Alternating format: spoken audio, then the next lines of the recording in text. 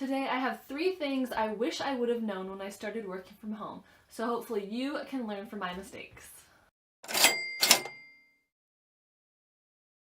Hey guys, I'm Morgan from FinePoints Bookkeeping, and my goal is to help business owners get organized. After you watch this, check out the other videos in my work from home series. Oh yeah, my video next week is one of my favorite. It is meal planning. It is a life-changing meal planning system that I discovered and tweaked. So I'm going to be sharing that with you next Thursday. So make sure you turn on the notifications so you won't miss that one.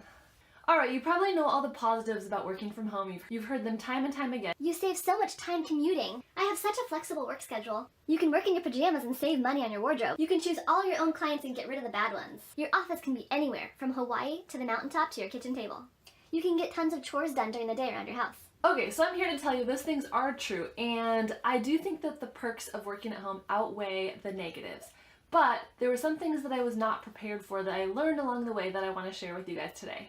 A thumbs up is the best compliment you can give me to show YouTube that you're engaged and watching my videos. Alright, number 1 is that you are going to be the IT department, the tech master, and the researcher of all new things.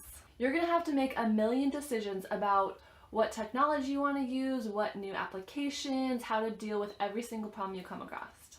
So in my business I work with QuickBooks, and so a lot of times new problems would come up that I didn't know how to answer. And so I would really have to rely on myself and my own research using YouTube or other resources to get answers to my questions.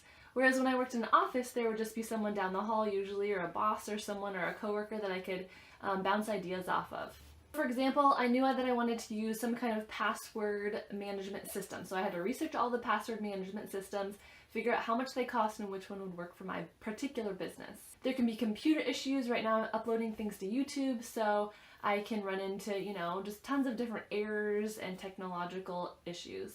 With each new client I get, there might be a whole new set of programs and technology to learn as well. And number 2 is that you will feel alone. And of course you probably knew this when you decided to work from home. You're like, yay, no office drama that I have to deal with. But the downside of that is you don't have anyone to motivate you. You are only getting paid if you work. At an office, if you're having an off day, it's possible just to sit there and maybe do the minimum possible. But if you're working for yourself, you need to be working, otherwise you're not making money. And you're really just wasting your own time. So for this, I've found it really helpful to have virtual colleagues, so maybe a Facebook group or other people in your field that you're able to email or get in touch with virtually, as well as just maybe breaking up your routine, going to a coffee shop to work or taking a walk around your neighborhood while you're taking a phone call, something like that. That helps out a ton.